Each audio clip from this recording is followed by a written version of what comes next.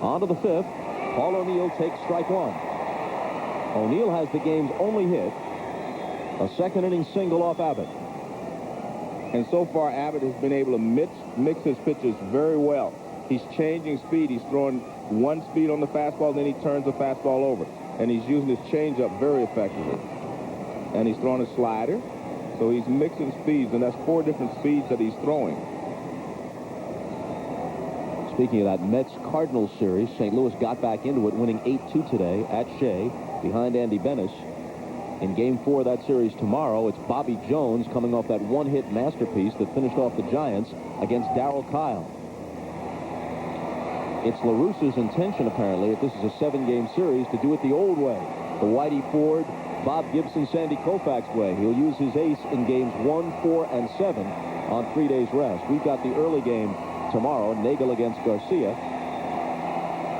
And Joe Buck, Tim McCarver, and Bob Brenly have the call on Fox with the nighttime broadcast from Shea Stadium, Game 4 of that series.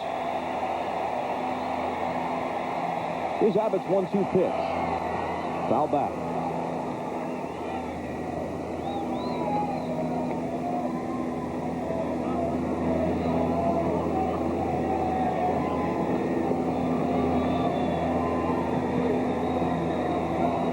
You see the numbers for Abbott.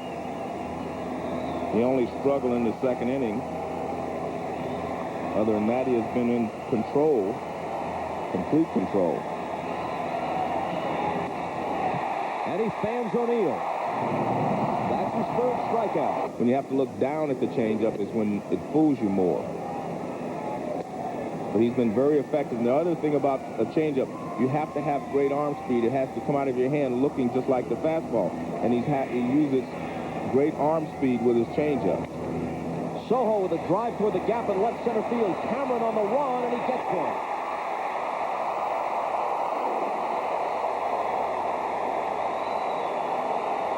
Well, the Mariners were talking about the range of Cameron, and we get a chance to see it here. He gets a great jump on the ball, and he just runs this one down. Soho hits the ball pretty well. It's a high fastball, and he drills it to left center field. And Cameron got a great jump on it. He's got long, great strides. I mean, he looks like he can really cover the ground. 10 in a row set down now by Abbott. And strike one to Brosius, who flied to left with runners at first and third and 2 out to end the second. And he had Abbott in a tough position, but Abbott made a good pitch with a fastball in. A liner to right, and that breaks the string for Abbott. And that's what he did yesterday. And I was mentioned earlier, he was starting to go to right field, which keeps him on the ball a lot longer.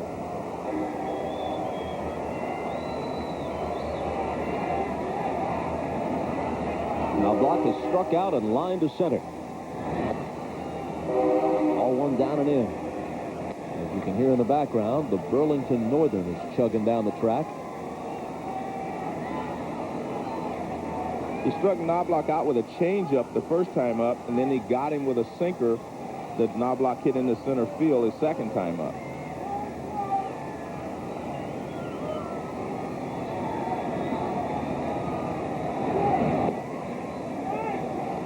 As we mentioned, Abbott had a very impressive outing at Yankee Stadium in August. He worked 8 innings and allowed only 7 hits and got the win against New York.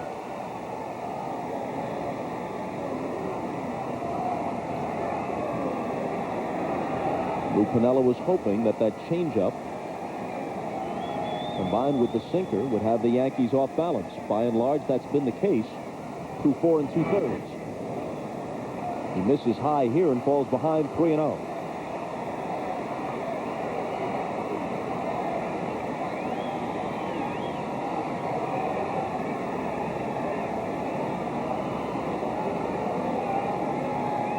Knobloch stepped out. Abbott never budged. He just stood there on the rubber. He wants to go. Strike one. Well, the Yankee hitters do that sometimes. We saw them do it with Freddie Garcia. They try to step out and break the pitcher's rhythm. It did not work with Garcia. He pitched an excellent ball game in the first game of the series. There's Freddie. He'll have the call tomorrow.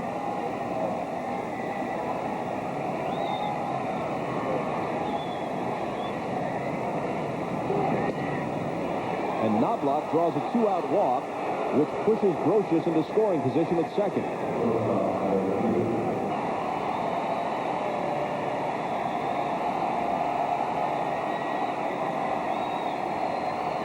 Clemens has never been in trouble.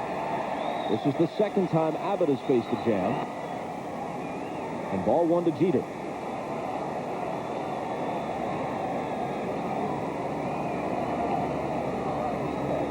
Brocious, who singled with 2 out, is at second now. Knobloch, who walked, is at first. And there's the pitching coach, Brian Price, coming out as Abbott removes some dirt from his cleats. And the problem that Abbott has is everything can unfold very quickly here for him. I mean, if he's not able to get Jeter out, then you're into the middle with Justice and Williams and Martinez. So this thing could get ugly in a hurry.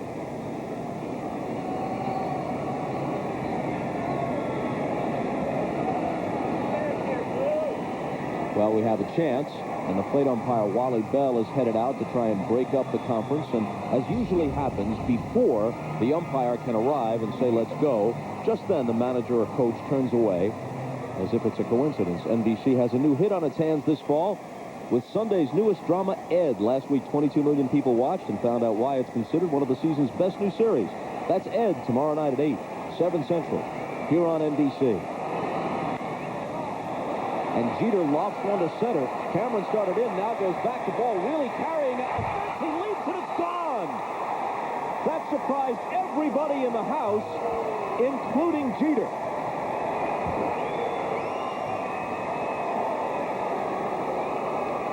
That looked like a routine fly ball, and it just kept on going.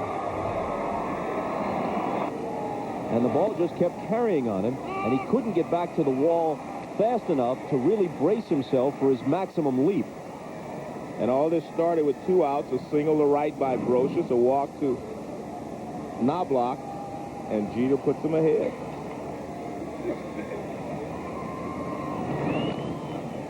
Check swing roller by Justice. Abbott barehands it and gets him at first. But the way Clemens is throwing, 3 runs looks very, very big, combined with the fact that the Mariners haven't hit for the entire series.